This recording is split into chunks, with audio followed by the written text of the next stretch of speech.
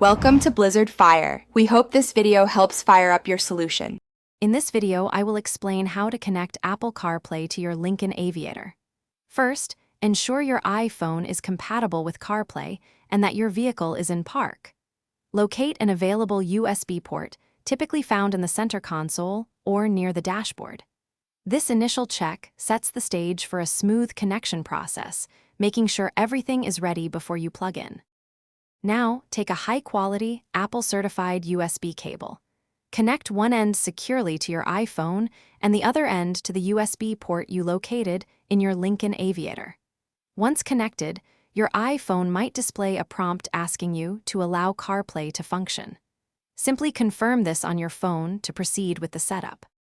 After connecting your iPhone, the Lincoln Aviator's Sync 3 infotainment system will automatically detect the device.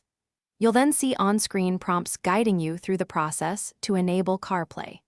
Be sure to follow these instructions carefully and accept any terms and conditions that appear on the screen to finalize the connection.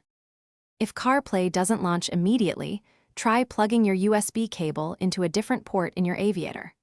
Also, ensure your iPhone's operating system is fully updated to the latest version.